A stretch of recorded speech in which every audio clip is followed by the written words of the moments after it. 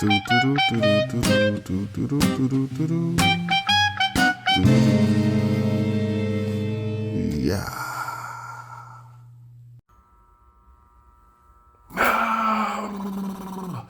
YouTube! We back in this thing again for another review, baby. This is Q's Insight. I am Callie, and today we here to talk about From Season 2.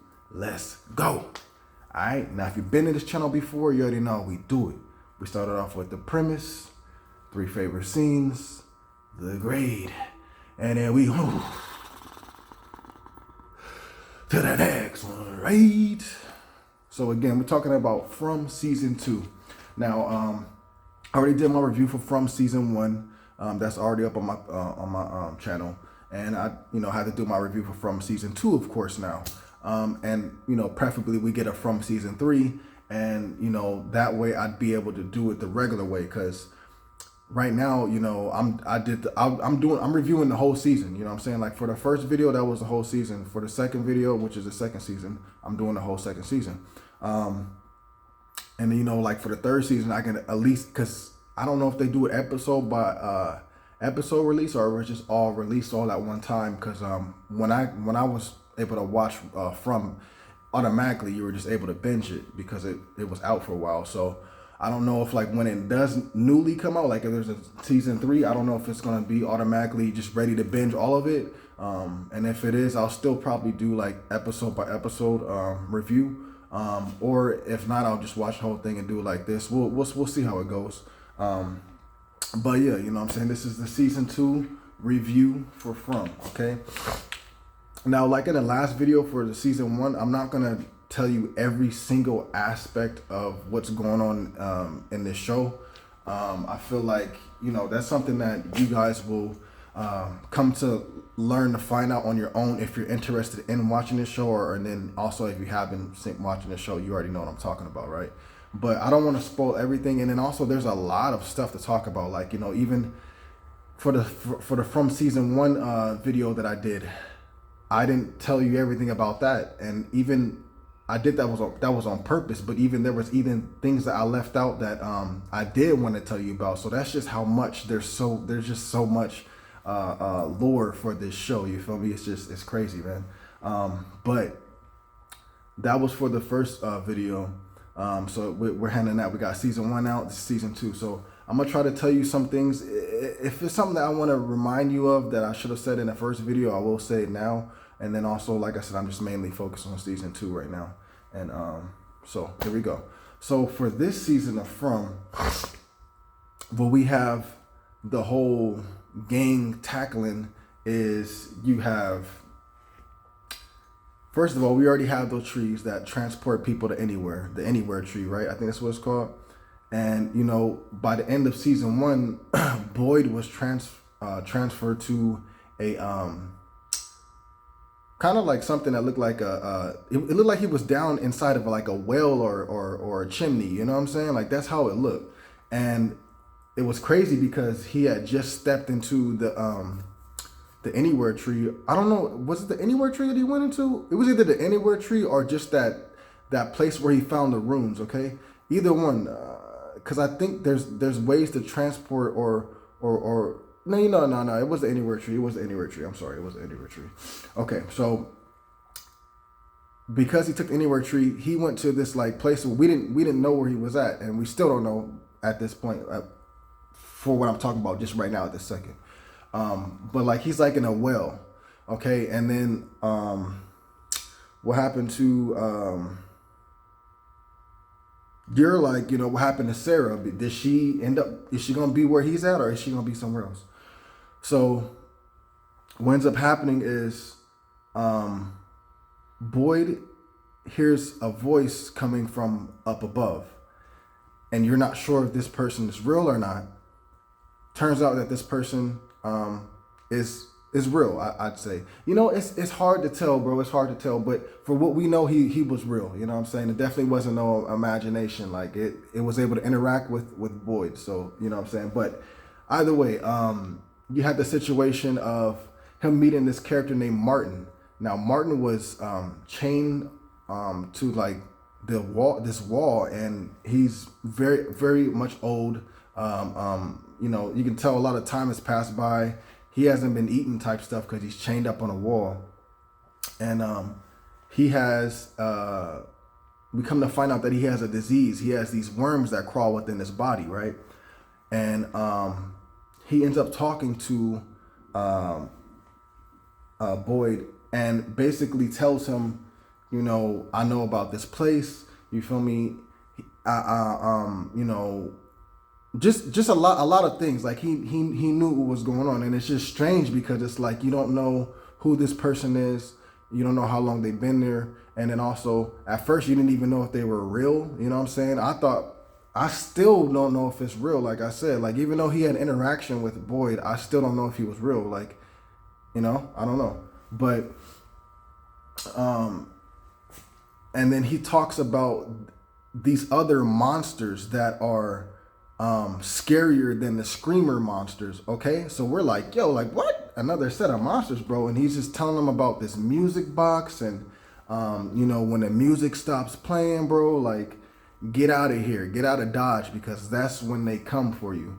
And so it's like you're really sitting there trying to figure out, like, what is he talking about? Like, is he bluffing? Like, just whatever, right?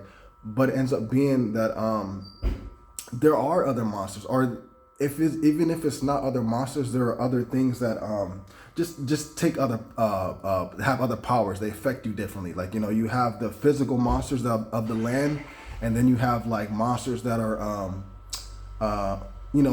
coming at the people like mentally. You know what I'm saying? So it's kind of weird. It's kind of hard to say, bro. I love this show. But so you have that. And I'm gonna leave that. I'm gonna leave that little situation where it's at right there. I'll leave it like that. All right, because some drastic does happen, but I don't want to spoil it all. Now, other aspects of this season that happen, that are portrayed, we end up seeing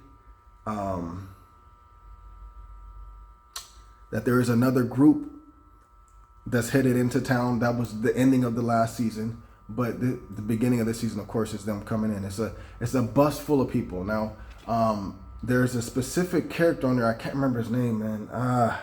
This is gonna piss me off, man. It's gonna piss me off. But it's the boy that can dream. Okay.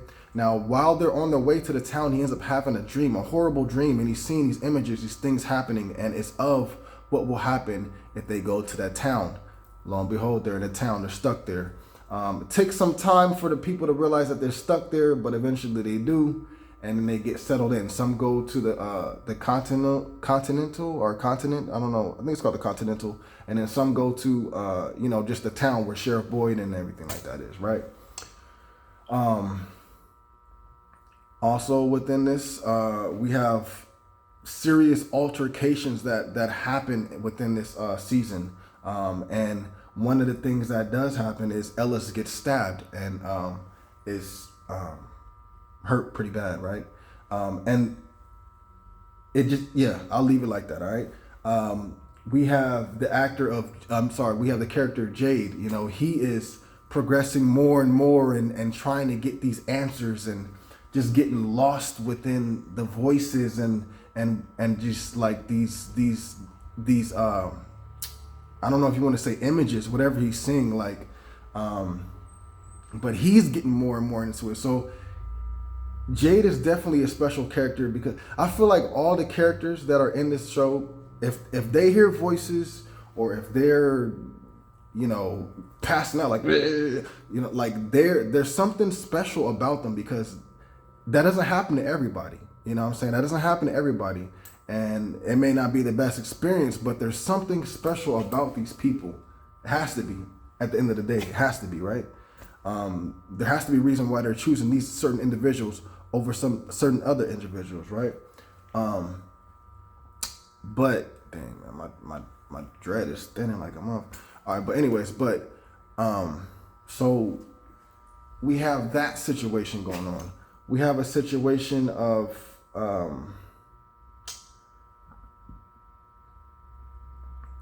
what's the mom's name? Tabitha. She's stuck underground, because she fell in the hole in the last season. She's stuck underground, and she's with Victor. Okay, and we see some things when they go underground where we're like, yo, like this is kind of weird. You know what I'm saying? Like they're here, and we're gonna leave it at that. Okay. And then we end up also. I kind of have to spoil this. Okay. Sheriff Boyd ends up getting the disease that Martin has. Okay. He ends up seeing these worms manifest within his body. Okay. Now, it seems like at first this is all in his head, but then eventually it gets to the point where the other people that are around him see these worms, so it's not in his imagination no more. At first they kind of thought he was going crazy, and rightfully being so, because his wife had went crazy there, killing a lot of people, and then her having to get killed by her husband, Mr. Boyd, because she was about to shoot their son. She had lost her mind, so it's not too far off to think that the same thing could happen to him. You know what I'm saying? Especially still being in this town for so long. You don't know the effects that it's having on you. You know what I'm saying? So, but that, and then he ends up getting an idea. Hey, these things are so deadly. They're so poisonous. What would happen if we put it inside of it? What if we put it to a screamer? What if I transfer it to a screamer? Because I got to get it out of me somehow, and I don't want to transfer it to somebody else. You know what I'm saying? Let's transfer it to one of the screamers. They try it. It works, bro. The screamer dies. The very first screamer monster to die. We got it. All right, and we know that these worm creatures, whatever they are, whatever these worm creatures are, they are highly deadly. Not only to, regular humans, but definitely to the screamers, bro, because they killed the screamer guy. Now, from that situation, burrows into a crazier situation, right? Where in which we have these worms actually grow from the screamer that died, which I think they call him like Smiles or Smiley or something like that, because that dude was the best scream creature that they have, bro. That dude, his smile was just it was Grinch like all the time, bro. Like it just was. I can't do it. I don't know how he did it, but because of Boyd transferring the worms to that screamer, we end up birthing cicadas. All right, and these things are deadly. They will kill the humans real quick. You feel me? So now they got screamers to worry about. They got the worms to worry about. They got cicadas to worry about. They got these new entities or monsters to worry about that are not screamers, that are supposedly worse than screamers, that can attack you in the mind. They still got the voices to worry about. They still got the mystery of who that was that they talked to on the radio to worry about, bro. They still got the mystery of where is the electricity coming from for this town, because we digged a deep hole and the wires that are going down to the bottom aren't connected to anything.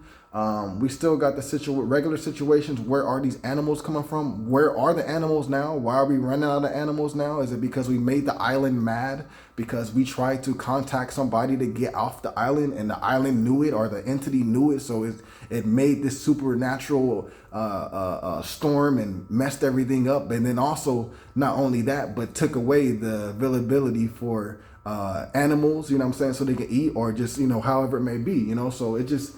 There's so much stuff going on, and then there's just, like I said, there's still new stuff being added. But we still have the situation of the little the boy in the white suit that Victor sees but doesn't see that much anymore. That Tabitha does see. Eventually, she does come to see him, and that their son. What is their son's name, bro? Ethan, the son Ethan, he still currently sees him as well. But we end up finding out also that the runes, like, nah, I guess they already knew that. I guess they already knew that. My bad, my bad. But I didn't talk about the runes on my last video, so that was one thing I wanted to remember to talk to about on this one. Now, I meant to mention it on the last video, but Boyd was the one to find these runes beforehand when he came to the town, and everybody else was there. They were just luckily being alive every night. You know, they would hide under the ground in the bunkers and hope that the monsters wouldn't find them, right? Eventually, Boyd ended up finding these rune stones, and these are the rune stones that are currently used at the Continental House and also at the houses that are over there in the town that people have that way. These are the things that prevents the screamer monsters from coming in. If those things are not there, if they're not hanging up, they come in and they kill, they destroy. If those things are hanging up on the wall, they won't do anything. They'll just stand outside and look at you. All right, so I meant to bring that up for the last video, so that's why I'm bringing it up now. Another thing happens is